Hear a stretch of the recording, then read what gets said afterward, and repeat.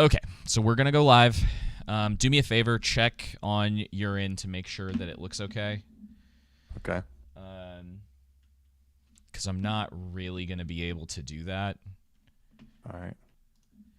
Okay. Because I'm Let's not see really here. gonna be able to do that. All right. You said you just went live. Let's see if I get a notification about it. Huh. That's weird that it doesn't pop up on mine.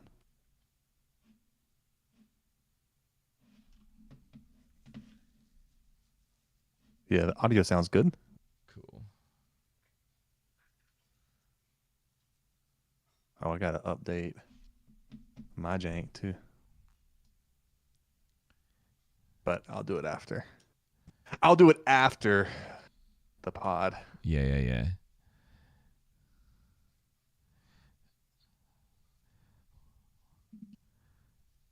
Don't. Also, no. It is not called a pod. What's wrong with that? It's a terrible phrase. Oh. Why is it a terrible phrase?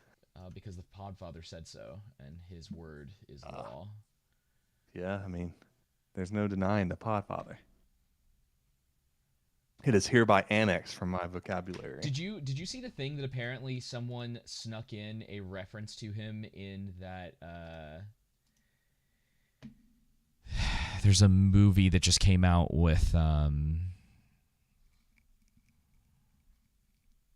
my gosh, his name's slipping my mind. He was in Superbad and he used to be fat.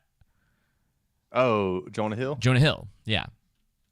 So apparently he's a podcaster. He wears a shirt that says The Podfather on it, and then Adam Curry said there was some other reference Interesting. to him in that, which was kind of cool. That is cool. Uh-oh, no data. That's not good.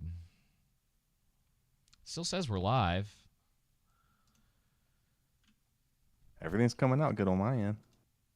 Stream health says excellent. I don't know why I'm not getting data, though. Weird. I don't see anyone in the chat yet. No, not yet. Can you hit... Did you hit the Discord thing? About to. Okay. Sometimes people wait for that. Yeah. Where's that live stream?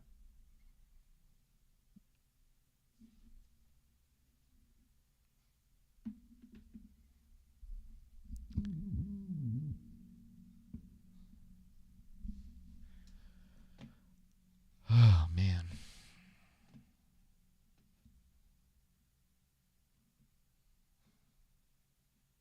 There we go. Sweet. It is posted. I smashed the like button too. I tapped it. I didn't smash. I tapped it. Just did a nice little tip tap. I feel... Oh, okay, so something interesting. Hang on, let me start recording. I was thinking about this on the way, well, pretty much just while I was driving today to a job site. Mm-hmm. I think... Okay, do you remember... Let me start it this way. Do you remember how when Rings of Power was coming out, everybody was comparing the scene of Legolas taking down the Oliphant to the scene of Galadriel flying over the ice troll? Yes. Now, I feel like... I don't want to say we conceded the argument for the most part, because it's kind of like, all right.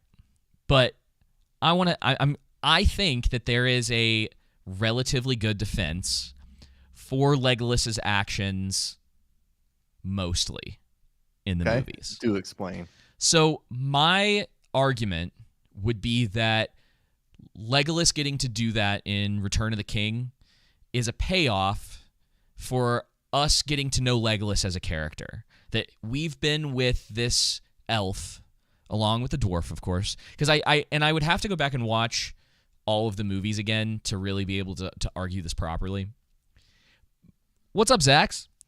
But hey, Zax. I think that you can argue that it in a way is a it's a third movie payoff, because he's not totally incapable of doing those things in the other movies. Like, they do sort of establish that he's able to do these things, and he doesn't do anything that wild until then. I would even say, like, like, people feel different ways about him, like surfing down the stairs in shield in Two Towers.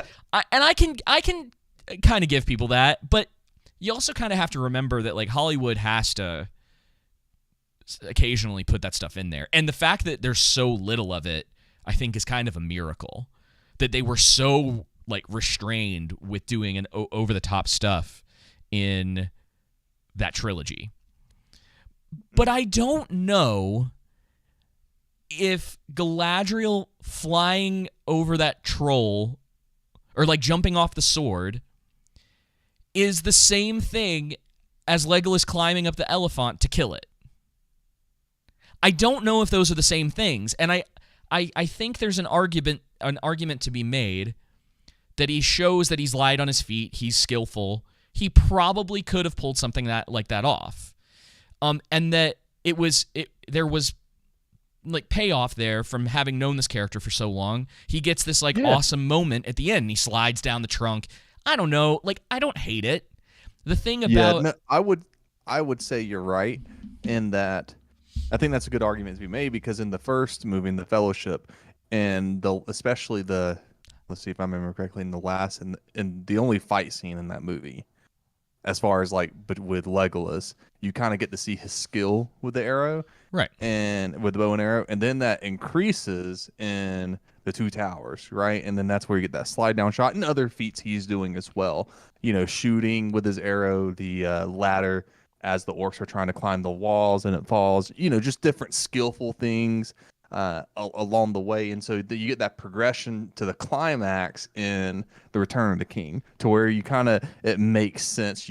It's not something that's unbelievable in regards to being able to see who he is as a character and his skill up to that. Whereas with Galadriel, right out the gate, they just start with her being really powerful, because even or you could do in the Fellowship, you do get that scene with I forgot the troll scene. There is that scene as well. So you do get even a greater build up with Legolas between Fellowship, Two Towers, and Return of the King, versus with Galadriel in the first 5 minutes of her on screen, she's taking down a troll by herself with no help from anyone. And I think it's more so the characterization of Galadriel throughout that first episode, and she's never, and then when you look at the season as a whole, she just never really is in that much of a threat. And they don't really do a good job of, I would say, portraying her well, because she's just great at everything. Yeah, they don't. There's no journey. There's no journey for her. There's no journey for her, and I think too, on top of that, there's nothing really likable about her. Whereas with Legolas, right? Even if you wanted to make the argument, well, Legolas is OP from the beginning, which I would disagree with.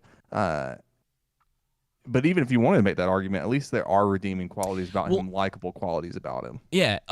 First of all, hello, Jenna. Good to see you. And Zax makes a good point. Says Legolas isn't the main character and focus of the story. So, yeah, and I think that you can give your characters fun payoffs like that. It's a weird thing to me that we're doing this thing now, and I just mean this, that there are people out there that are doing this thing now, where you look back at stuff that is excellent and you go, well, maybe him taking down that elephant wasn't as cool as we originally thought. And I'm like, I don't know, man. I mean, I think the argument of, like, talking about the ghosts as the weak point in Return of the King is much stronger and a more interesting topic than Legolas killing the elephant.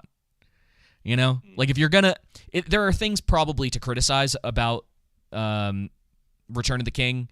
I don't think that scene and comparing it, trying to do this thing where it's like Rings of Power sucks and all of this stuff kind of sucks, so now we have to look back at the thing that we love and try to bring it down a level, like almost like kneecap it, specifically because this other product isn't good. It's weird. It's kind of, I think it's we've weird said it behavior before too. Like, if the Rings of Power did something and it sucks, and then your excuse is, well, Peter Jackson did it too. then Peter Jackson, Yeah. if that happened, that sucks too, and that was wrong. You know what I mean? That was Yeah. wrong too. It's And- it's weird. Which more than likely, when people bring that up, Peter Jackson just did it better.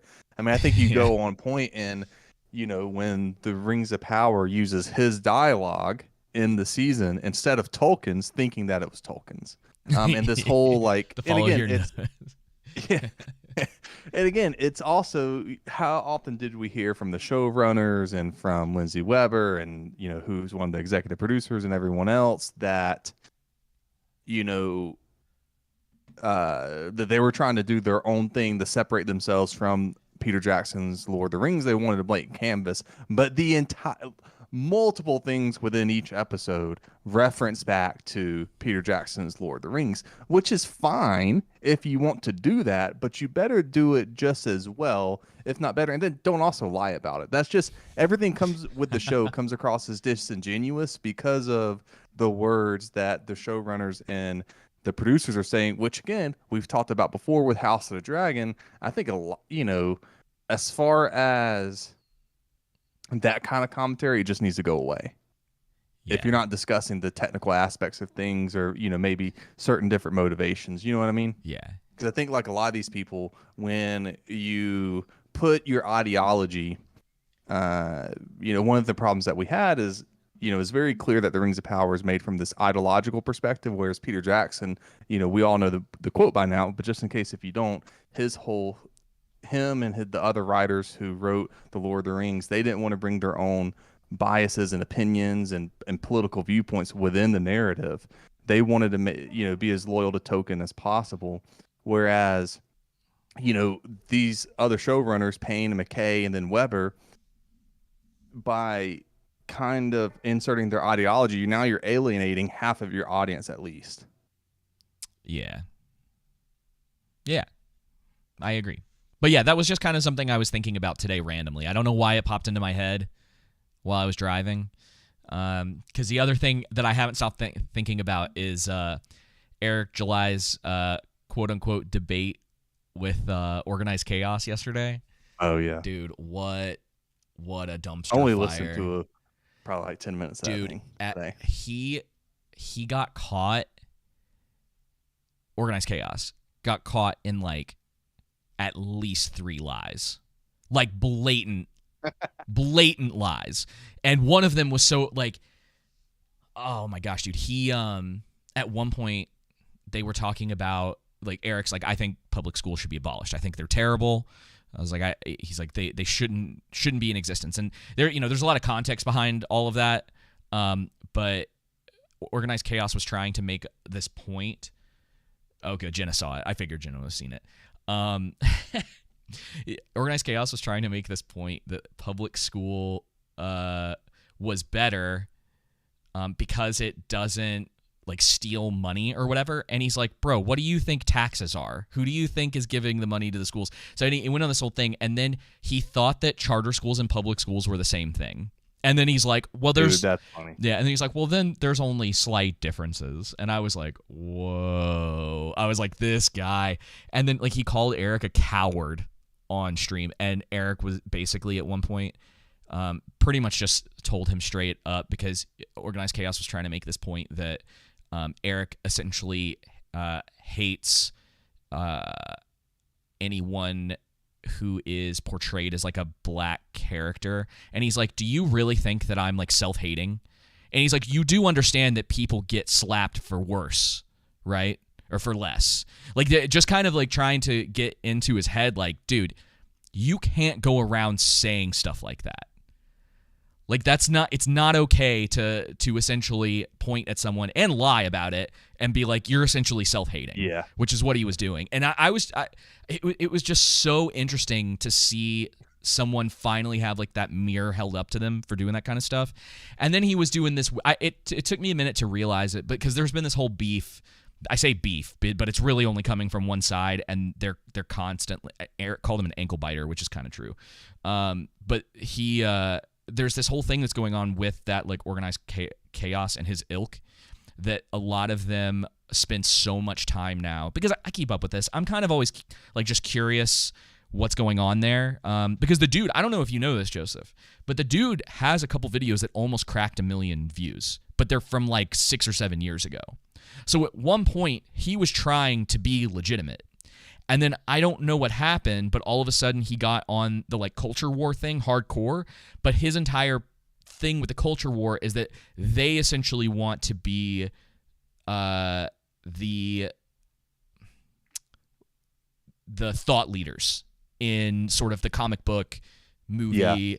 Yeah. And so like they're constantly going after the people that you could say, at least in the YouTube sphere, have come out as like the thought leaders, if you will. I don't know a better way to put it. That's just to get the idea out there that it's like there are certain people that a lot of people are going to for their opinions about comics, movies, television, whatever the case may be. Some of it's just entertainment stuff, you know? So it was very interesting. Very interesting. That is interesting. Refresh my memory on Organized Chaos. So he... I sent you. He's the one that did that review of Isom that I sent you. That I was like, hey, what's he doing wrong here? You know, like why is what he's doing, why doesn't it work? And what's really interesting is like he's kind of that person. And then like Eric was like nailing home some points with him, and the dude just started like giggling under his breath and like kind of talking to himself. And dude, there were a couple times it got really weird, and I was just like.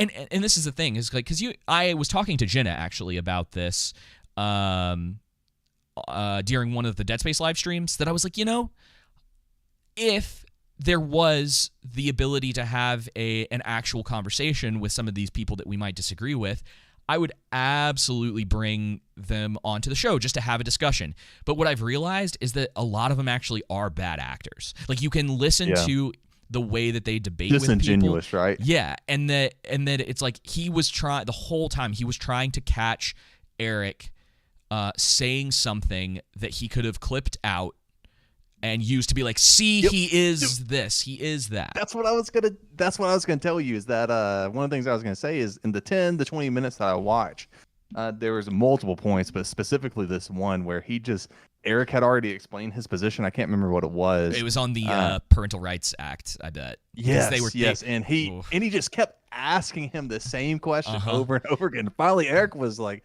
"Dude, I think it's just a you problem. What do you not understand?" And it's just like, oh, he's just trying to get him to say something bad. No, it was actually about Eric. Autism? Autism, because someone was responding to him. Then Eric was just like, "Oh, you have autism. Okay, I get it. Carry on," something like that. and the guy has that he's autistic in his bio. And Organized Chaos just kept asking him but why'd you say that? Why'd you say that? Over and over again, trying to catch Eric in something. But my favorite thing that Eric did, which is funny, is in the beginning, he was like, "Hey, do you go to any of these Comic Cons?" And he's like, "Yeah." And he's like, "I do too. We should hook up, and then you can you can say it to my face." These things you said a lot to my face. I was like, "Yep." Yeah. But, I don't necessarily agree. You know, not that Eric would be any type of aggressor, but there's that.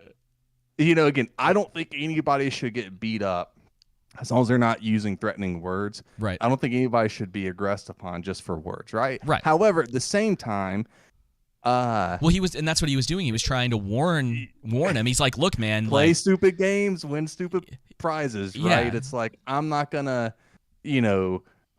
go up to someone and talk bad about their mom. Right. Right. Especially someone like John Jones. And, you know what I mean? Or Mike Tyson or something like, someone who I know could beat the crap out of me. And if I was, this is the thing. Let alone anyone, but specifically those who could beat the crap out of me. Yeah. And if I was, I'm going to steel man a little bit for Eric. I think that if Organized Chaos had come into that conversation, had really been listening to the things that Eric was saying, that they could have had an actual discussion. And this is the difference that we talk about with people often, is that you can tell in the way that you're having a conversation or the interactions that you're having with someone online or even in like a real life conversation or, a conversation over there's a lot of the time that you can tell that someone is either just like out to get you, which I've spent a little bit of time just because he's this dude's kind of made the rounds because he's constantly like trying to come after. Like he did, like Mahler did a whole thing on him for an EFAP episode because he did this terrible like breakdown of Mahler's Multiverse of Madness review where he was he was clicking around. And have you seen Multiverse of Madness yet? Oh, dude, I will not watch that movie. So there's a part in the review where you find out about America's moms because she has two moms. Like they come from a planet that is like, or like a timeline or universe or whatever that is just women. And so for whatever reason, women are able to procreate and have more women. And Organized Chaos went to the exact moment in Mahler's video where that happened, like I was saying before with Eric, to specifically try to pull out content to hit him with. And that's what they do now. And so you can see how disingenuous it is where it's like we can't come to both an understanding and also be like, well, look, honestly, we just disagree about this, but let's actually talk about the show, right? And which is why, and we're still gonna, you and I are still gonna kind of talk about like the cultural aspects of movies and stuff like that when they come across. But one of the things that I want to focus on is like we're actually talking about the stories. We're talking about the stuff that we think works, the stuff that we think doesn't work. It's like when Technically Mexican was on last week. Thank you, by the way. We can have discussions and disagree on things without someone being called like a bigot or any other name, type of your name. Isterphobe like a libtard name. Or Isterphobe or something, because it happens on both sides, and not to play the fence or anything like that. It's just that one of the things. I mean, man, dude, if I see another Daily Wire article, I'm gonna die again. Dude, I'm telling you, they're going to be more dangerous to Christians than freaking the woke agenda ever was. Well, that's the thing that people have. I can't remember. One of the people that I regularly follow was saying that the thing that they're worried about most is not that, like, it's not the what's going on now with a lot of this like cultural stuff. It's the potential like magnitude of the shift back into like that ultra conservative. We're now past the like religious right of the 80s that's just like that leads. It's basically, what do they call it? It's a self-fulfilling prophecy. Yes. So that's what some people are legitimately worried about, is that it's going to go so far that someone's going to be like, you know what? I'll come in. I'll deal with this. This is awful. It's disgusting. We're not going to have it. We're basically, you know how like Trump has come out talking about how he would essentially like murder drug dealers and drug users, and then like Matt Walsh, right, who is the one that said that, I'm sorry guys, we're gonna actually get to The Last of Us. This is just what happens sometimes. But they were saying all that like that, but someone who would actually start doing that and then go past just that, because it's like once you enter the realm of murdering nonviolent people, it doesn't really stop. Like you don't just stop at that, because then it's like, okay, well, what about this? Who else in society do we not want around anymore? It's like that's what you got to be careful of. That pendulum swing, and that's the thing that people don't realize, is that it will swing one way and then a lot of times reverberate all the way back as a backlash to that the starting point, or not the starting point, but the other side. And I think one of the things, I think there's a lot of truth there in being weary and not putting your hope in a singular person, and making sure. I think it's easy to, with everyone, right? And it's easy to see someone who comes out as blatantly evil and it's obvious, you see it, versus someone who is more in disguise. And man, dude, I think, the problem I have with this is like a lot of people with their politicians, man, they're just not genuine. And we've all been there, but they're just not genuine in being able to see the bad and hold them accountable. But, with the Daily Wire, I sent this to you last week with Matt Walsh when he says, You guys aren't going to want to hear this, but the Lord of the Rings movies Oh are yeah. actually pretty overrated. They don't hold up very well. Tried to watch Fellowship recently, and it was almost unwatchable, sad to say. That's such a garbage. It's an unbelievable garbage take. Like Hey, that's I mean, I guess it follows Ben Shapiro's garbage takes. No, well, I mean, I think everybody kind of almost immediately. So, like, it was really funny that Daily Wire had this moment where a lot of people were like, "Oh, cool, they're kind of trying to get outside of the." They're trying to get outside of sort of the normal Hollywood realm and do like create movies, create content. And I was always like, I don't know if it's going to turn out that great for them as far as I don't know how good the stuff they're going to be trying to create is, but at least they're doing something. Well, I don't know. I guess they're still working on some of that, though it seems to have died way down recently. And now you have all of their main staple, like their main stable of people. And you can probably leave Brett Cooper out of that because she is specifically there to hit that like Gen Z audience. Right. But like, let's just call them the boomers, even though technically they're not. But it's the way that they come off talking about this stuff. They have one of the guys on there whose name I can't remember. He looks like the biggest boomer in the world, and he's trying to talk about video games. And it comes off. Oh yeah. It comes off so disingenuous, and you're like, sir, like, I remember I clicked on one out of curiosity because he was talking about God of War. And he was like, yeah, I really like those old God of War games or whatever. And yeah, blah, blah. But it was just like, he wasn't talking about it in a way where I was going, yeah, you definitely do this regularly. Like, this is definitely something that you have the ability to talk about competently, Right. I thought it was really interesting. The bald guy, yeah, Jenna. Andrew Clavin. Yeah, that's his name. But yeah, very weird, man. And so like I even heard like Az was saying, he's like, yeah, they're just grifting on a popular thing. Yep. It's like they realized that like the Lord of the Rings thing was doing really well for people, and so like they were trying to get in. But it's all so mixed up in the culture war rather than it being about the actual content.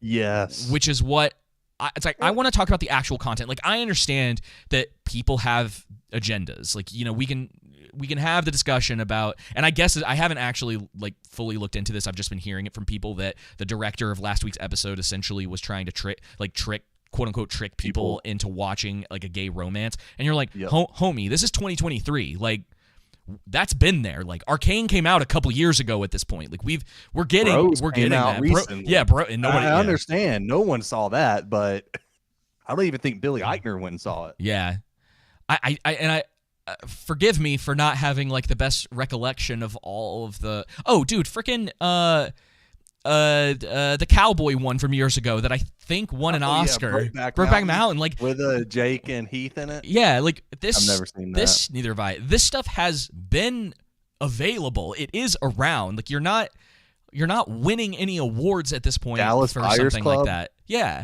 like there's like The Last of Us, the game has The Rings of Power. done that. Yeah, so it's just. Wrong gay definition.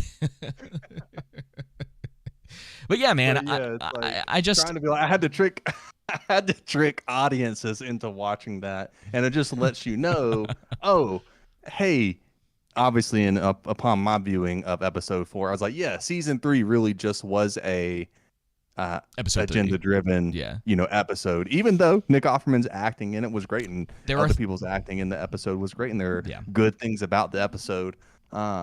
And that's the point, is that like it's not just, we can't just throw it under the bus because of some of the intent, because there still is a lot that's really good there. It's so good that it's like you did yourself a disservice taking Nick Offerman out of the show the way that you did. To just to have this thing, not to mention that episode is nearly twice as long as this one we're about to talk about. There's a lot of stuff on like the pacing front for the show that is driving me crazy. We'll get to it. We'll get to it. Are you ready to start the show? I'm ready. Okay, cool. We're probably going to keep talking about this stuff. There's a couple other things.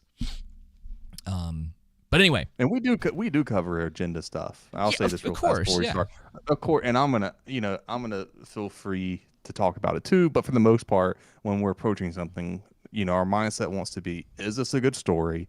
Start from there, and then sometimes there are things leading up, like with Eternals or with the Rings of Power, where it's very evident. Hey, the showrunners and the directors and the writers or whoever came out and said X, Y, and Z, or the actors in this show or movie, just a warning. Hey, this is probably going to be really ideologically driven from this side. Yeah. But Yeah. still, it's like, hey, is this good? And we even talked about in our Rings of Power review. Okay, if we're making the same storyline, how we would do it. You know what I mean? So. Yeah.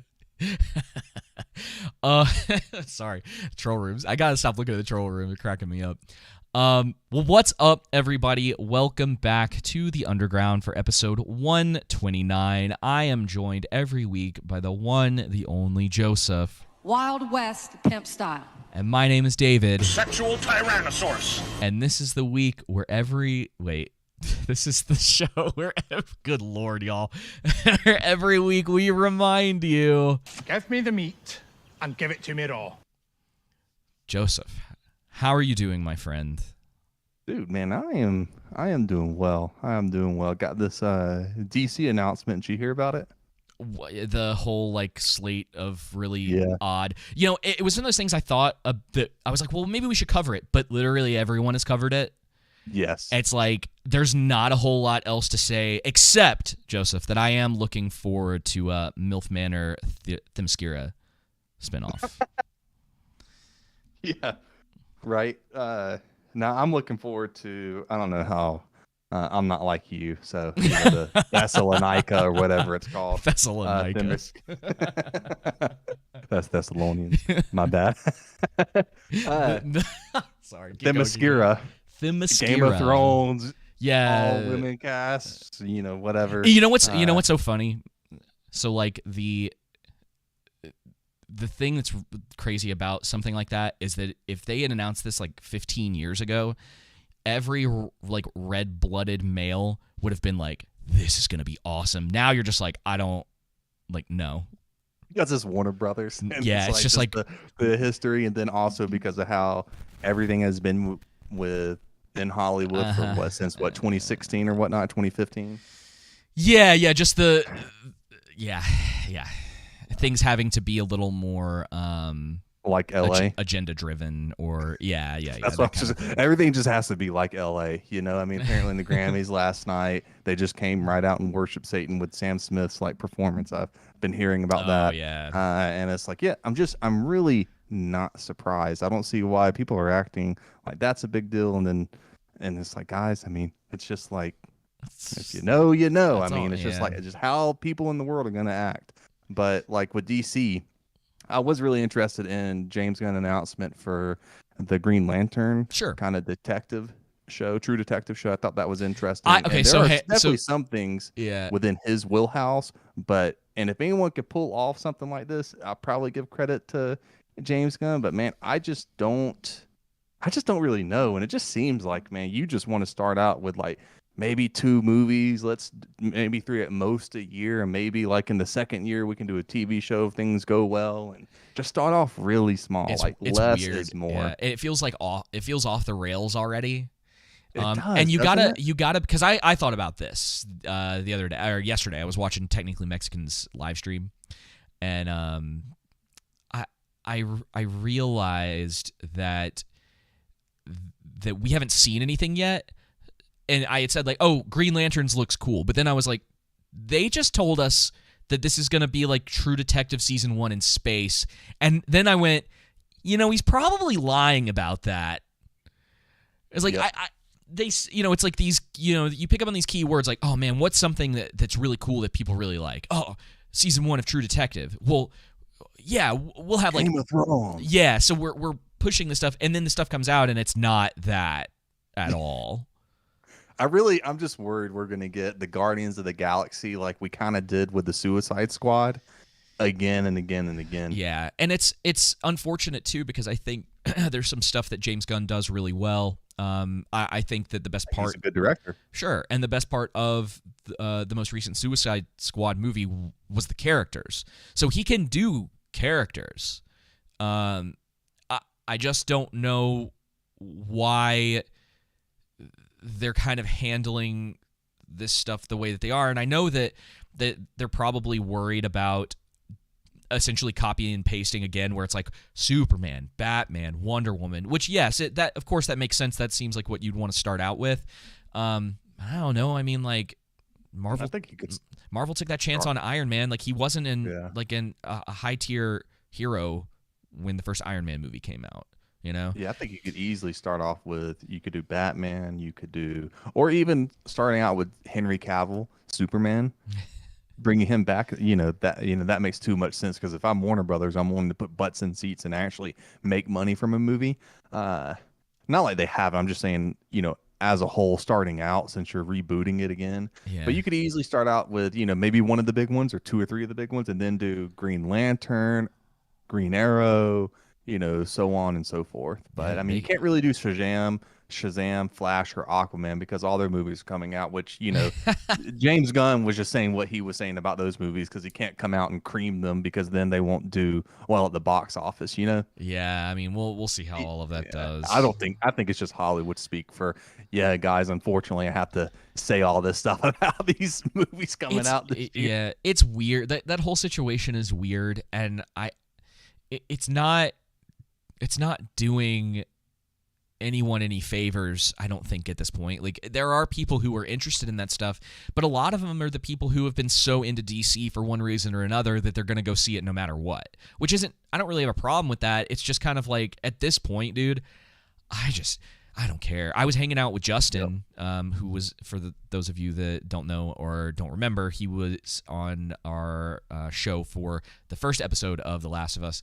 I was hanging out with him on Sunday, and he goes, "Oh, Quantumania is coming out soon," and I was like, "Bruh,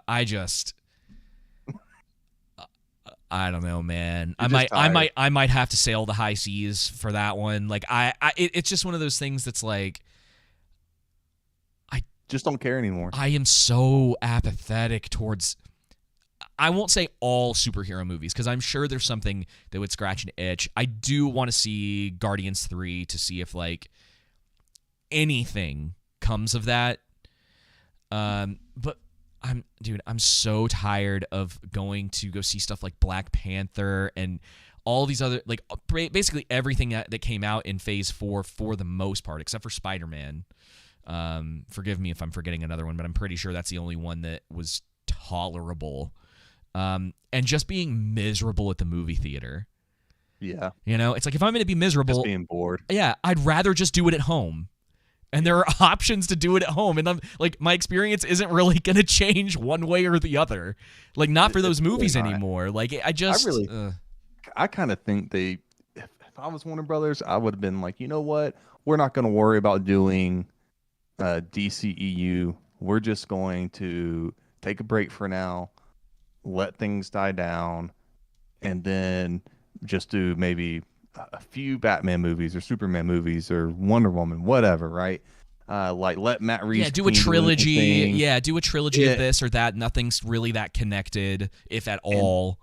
And then you can kind of go into the DCEU if you want to, but I would still keep it like, or if they want to do it now, keep it at like 2 or 3 movies, make it a novelty thing, not where you have this bloat of content. Yeah, it's incredible that I would have just focused on like Harry Potter, Lord of the Rings, or something else. Yeah, it's incredible that like a trilogy of movies is a novel thing now.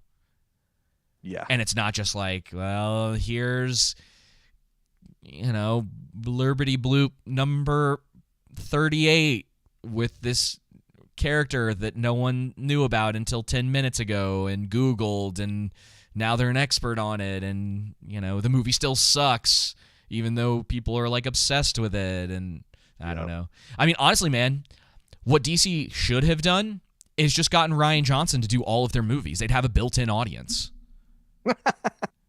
So you'd have the DC people, and then you'd have all the Rian Johnson people that constantly think his stuff is, like manna from heaven.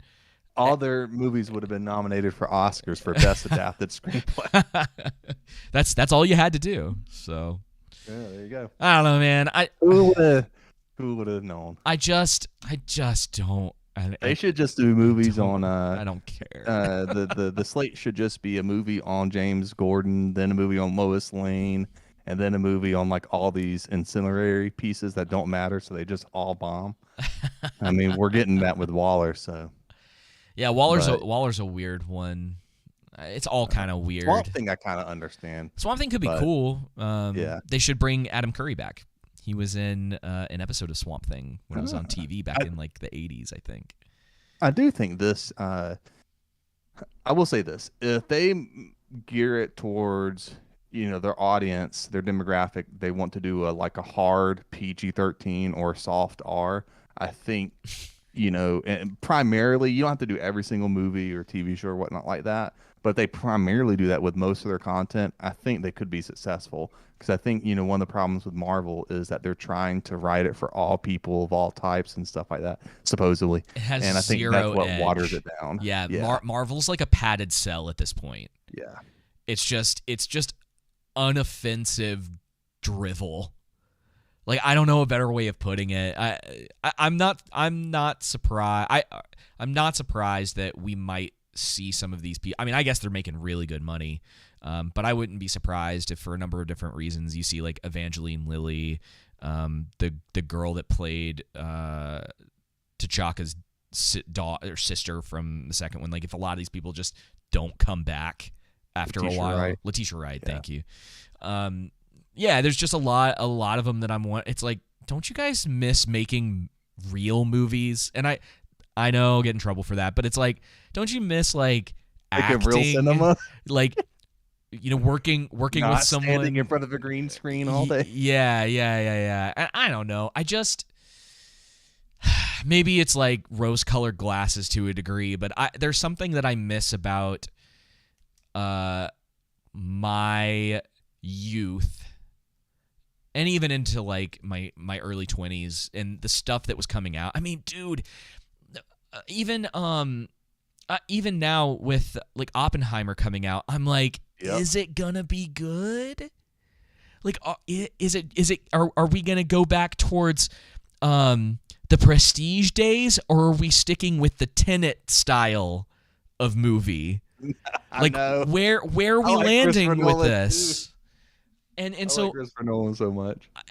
And like, dude, I love The Prestige. I like Inception is great great. movie. Like, even though the Dark Knight Rises is a bit extra flawed, I still like that trilogy quite a bit. And it's tough, man. That they're the best Batman trilogy. I just opinion. Nothing. It's rare now that I see something that makes me. I'm like, I absolutely have to go to the theater to see that. And it wasn't always the case. Yeah. Technically, Mexican brings up a good point, which is to our point about actor fatigue. DC actors will now have to commit to movies, animation, and video games. And it's just like, bro, that's a lot. So technically, Mexican in the troll room is saying that DC actors will have to commit to movies, animation, and video games. Yeah, I just said that. Did you hear me? No, I missed you saying that. I'm sorry. Oh, okay. I don't know. You're fine. I don't know how I missed you saying that. Mic was working. Is this thing on? Hello? Can anybody hear me? Did David mute me again Yeah. because he doesn't like listening to me? Well, let's go ahead and jump into this week's episode of The Last of Us. I kind of don't... okay. Do you want me to just go first and you can tell me how you felt? Yeah. Okay, so... Go ahead. It's kind of a giveaway if you're watching the live stream, but this kind of just... Why was this only half of the story? Like, it was all this setup and build-up, and that was kind of it. Like, there wasn't... It was very weird. I felt like Yeah, right. the rug got pulled out from underneath me a little bit, if that makes sense. And I'm still thinking about this episode quite a bit. I am slightly above lukewarm on this show so far.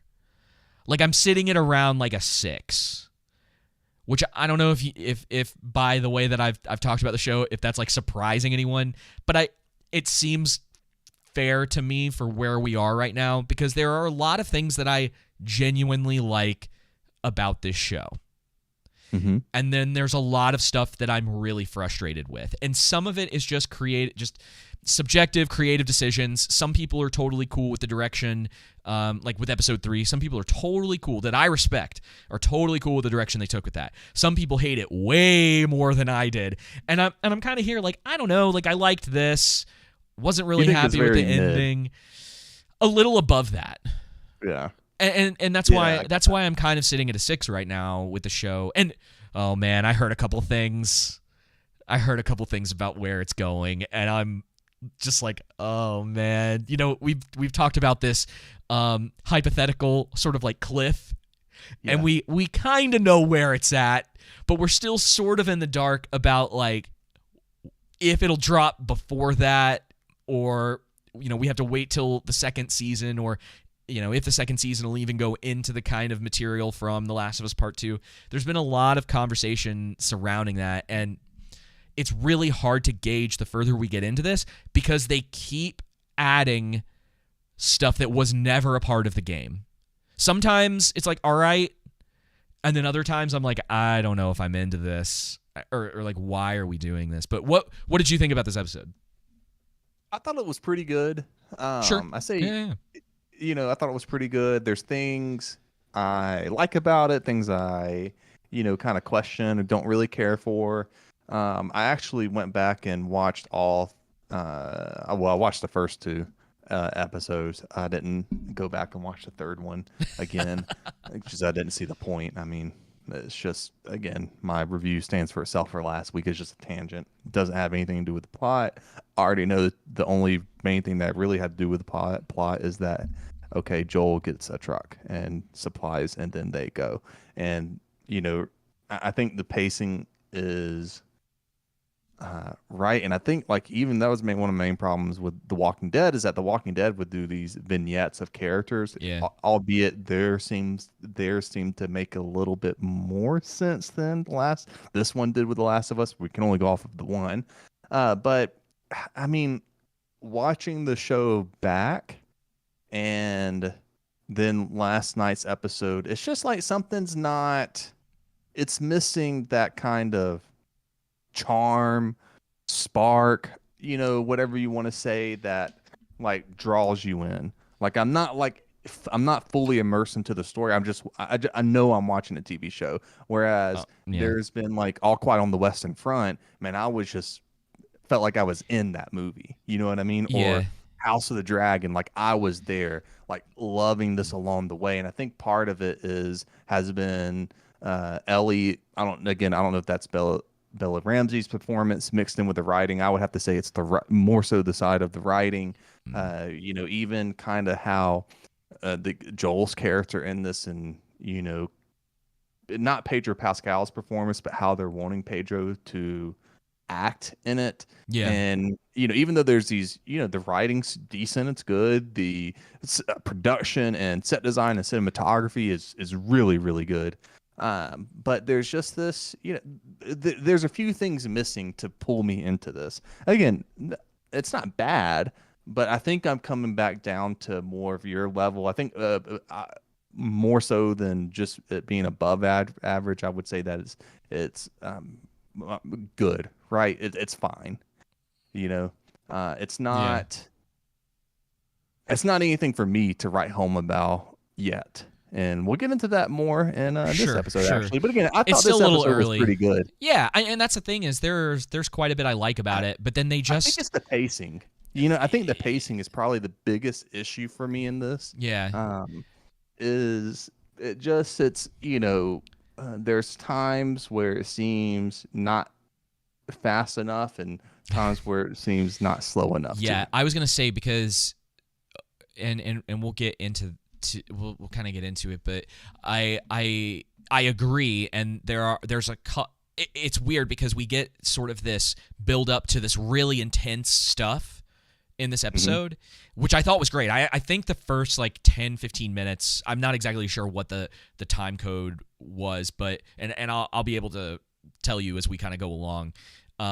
But it builds up and it ramps up, and you think, oh man, like this is gonna, they're gonna be like hunted down and they're gonna have to be surviving. And then this is why I said this episode, and maybe it does it more than once, but it just like, it's almost like you're in stop and go traffic, might be a good way to explain it, where it's like, let's build up, and then they slam on the brakes so hard because they felt the need to give insane characterization to the leader of this group of people in the city. The soccer mom. Yeah, so we'll get to that. It looked like she could listen. She just did not portray to me that she was a leader. Maybe that's what they're going for. Maybe they want to do that purposefully. Sure. But man, I will fully. The only thing she looks like she could lead is the local PTA. Yeah, I'll hold off like full judgment on that until we see the next episode. Yeah. But I was not convinced by her, and we'll get into it because there's a couple things within that I was just like, why? It pulls one of the I'm an evil baddie and I need to show you that I'm an evil baddie like tropes that I hate so much, because they can't, like, the bad guy will just throw out all logic so that the story can show you how bad they are. And I'm just gonna go and shoot and kill the doctor. I hate it so much, dude. I just that kind of stuff. I was like, why have that people sequence? Not learned I was from like, that's dumb. Why would you shoot the probably only doctor in your town? Yeah. All right. So, the episode pretty much opens up with Ellie looking at her fancy new gun that she's acquired. I need to mute this. And it's fine for the most part. I'm not going to get like super nitpicky, even though I don't mind getting nitpicky. I'm not going to get real nitpicky about the way she handles this thing. I'll just say people need to remember she's 14. I have helped women in the past learn how to properly handle a firearm, and it's a lot more difficult than they make it out for her. And I know they said like that you could make the argument because she talks about later on in the episode how it's not the first time she's like killed somebody, even though technically she didn't do it this time. We'll get there. But that being said, I thought that I think for the most part it's fine. They're just kind of trying to set up how, she's got it. And I didn't really mind how she was handling it because she, I was just assuming she's never handled one before. Yeah. And she's teaching herself, so it makes sense. There's some, there's going to be some bad gun safety involved in that, Yeah. There's quite a few that bothered me. I'm like, kids, do not do this. I like so far, this is the best episode of Ellie and Joel together. Yes, this was. And it's why I lean just a little bit more, and I think this is kind of what you were getting at before, is that I lean a little more on the writing. I still am not really sure that Bella Ramsey was the best cast for this. Yeah, but it doesn't seem that way. I don't like what they're doing with Ellie's writing. It's so weird that they have it's like so drastically different. She has these unbelievably serious moments, and then she's like goofing around and telling punny jokes. And it's so, there's such a big contrast, and it doesn't always seem to me that it's the exact same character. So I guess they're trying to show that progression in her and Joel, but specifically her becoming more endearing rather than this just annoying little kid. And how you've explained it to me, how Ellie is from the game, she's way more endearing, more juvenile in the sense of she's more kid-like rather than insufferable and obnoxious and just rebellious. There's a sense of wonder to her character, which is why this episode worked better for me, because you see, and gosh, I mentioned this when we started reviewing this. I'm very biased towards this show. It's impossible for me not to be, because I think that the way they wrote Ellie in the game, in particular, though I would probably make the argument for at least every character that we've met so far. The Bill one is a little more complicated, but for Ellie, let's just say Ellie and Joel, because they are the two main characters. I think they are better written in the game. If you are going to compare and contrast the two of them, like the pair of them in the game versus the pair of them on the show, it's not a competition for me. Yeah. It just I think isn't. the way that you described how, like, when we talked about episode 1, I thought about that more, and it seemed, I'm like, oh yeah, that would have been a way better opening had they just copied the games. And then, again, albeit I understand why they focus more on Sarah. And then when you explain to me, and I'm willing to concede. I'm willing to concede the episode 1 opening too. It's like that one in particular. I'm like, okay, fair enough. They kind of want to spend a little more time with her before you go through this thing. I think the main hiccup is what they did in episode 3. I think they should have just, what you said, copied the game to where you get introduced to Bill through Joel and Ellie having to get, through the infected, Bill's traps and things like that. And it would just, make everything seem more pace better. Yeah. Rather than just, kind of slow and, dramatic. It's starting to feel like the infected are a backdrop in this, isn't it? It is starting to feel that way. There's 2 episodes now with no infected. Basically, so I'm assuming, basically none. There's a couple. There's a couple in episode 3, because remember he like kills the one and he's like, haha, they fall for it every time or whatever. But essentially none, and that they're not really a threat. And I'm assuming that in this next episode, I mean, I just don't understand why they did this episode the way they did it. They'll it really be in does seem like they pulled the rug out from underneath us in the sense of no kind of, I don't know, climax to the episode. I mean, I know you get the cliffhanger with Henry and his son or whatnot, but his brother, brother, whatever. Yeah, but yeah. That's totally. I get it. They got to make it 9 or 10 episodes. I get it. I guess I don't. The last one was an hour and 20 minutes. Why couldn't you have just combined 3 and 4? I feel like I'm really wanting to like this show more than what it is. You know what I mean? I like it. Don't get me wrong. I like it. But I'm talking about I want it to be, near that House of the Dragon level, and it's just not. Yeah. It's more of like season 2 Walking Dead to me. I don't know. I wouldn't even say that. I don't know if it's quite that bad. I think that it's not that bad. I don't think it's bad. Yeah. I thought like season 2 of The Walking Dead was good, just not like what season 1 was. And then season 3 I thought is where it fell off the map. So maybe I had that wrong. A lot of this car ride is almost directly from the game. Like she opens up Bill's magazine, and it's so funny because like this is the kind of stuff that for me it's kind of that warm feeling of like, and it's probably just there to be like, well, we have to give stuff to, like, they do kind of understand on some level that they need to give the people who are fans of that first game something, other than this is they're Joel and Ellie, they're going through this apocalyptic world. That's it. You should just be happy for what we give you. At least they're doing, in some cases, dude, like shot for shot, dialogue is almost taken directly out of the game. And a lot of that car ride, even, dude, honestly, even some of the scenery when they're going through, headed towards, it's Kentucky in this. I think it was Pittsburgh in the game. I can't quite remember. But a lot of this, it's Kansas City. Kansas, is that? Yeah. Did I say Kentucky? I meant Kansas City. Yeah. Same thing, Kentucky, Missouri. Yeah, whatever. The Midwest, you're like, when the officer pulls you over, you're like, and where they am say, I? why were you speeding? And you say, I'm trying to get out of whatever Midwest state you're in.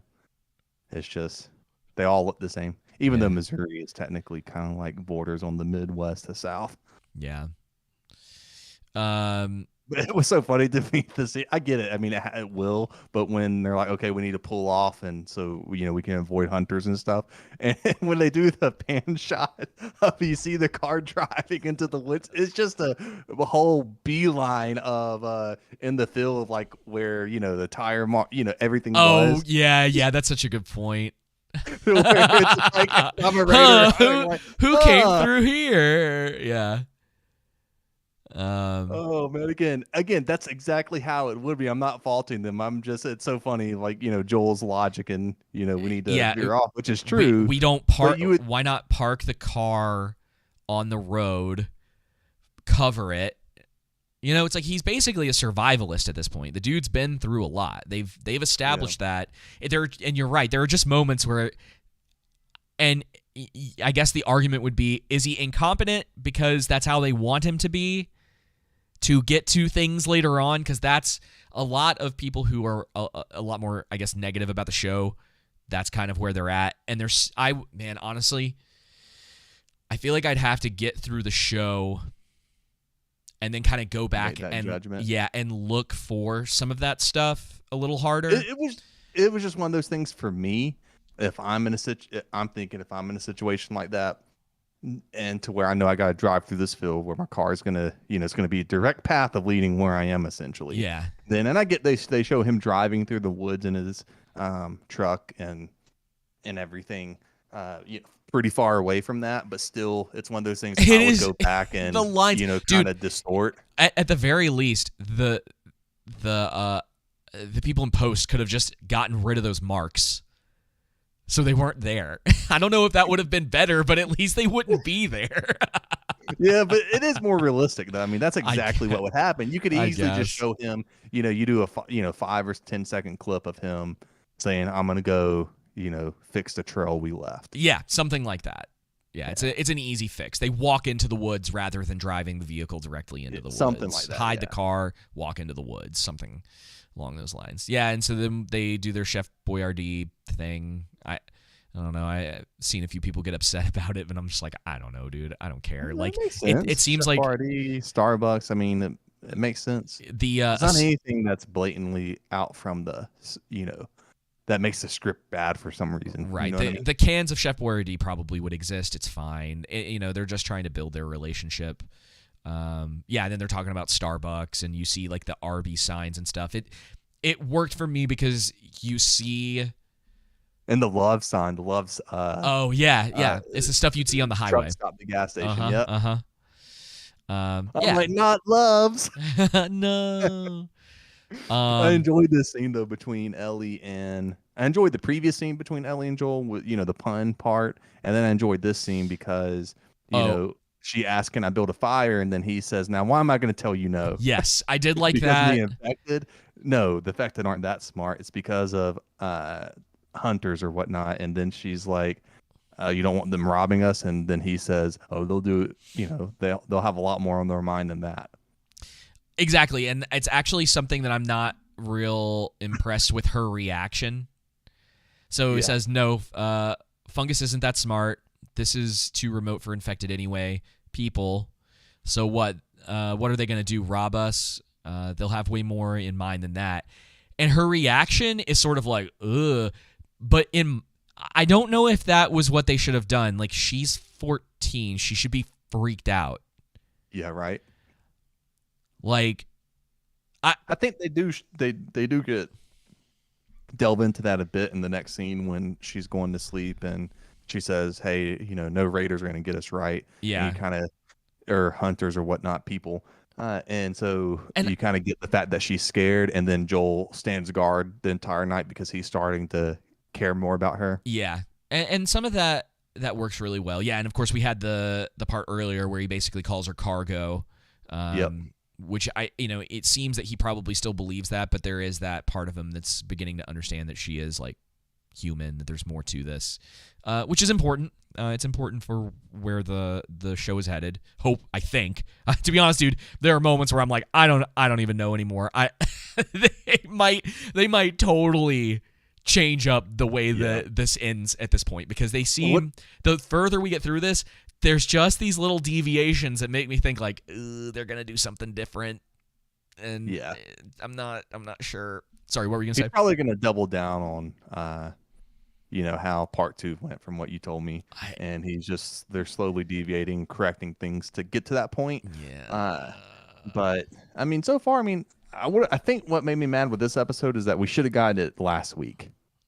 And last week's episode just shouldn't have happened. The bill like that, to where at least to where it was like as long as it was, even if they still wanted to do it just on a more of a minor sense rather than an entire tangent vignette of an episode that has nothing essentially really to do with the plot, but you get a bit of both in this episode. You get a bit of both of what the last episode was and what this episode was, Yeah.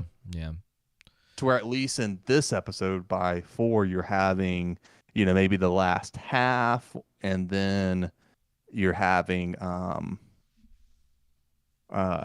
next week's episode too. But Yeah. just me.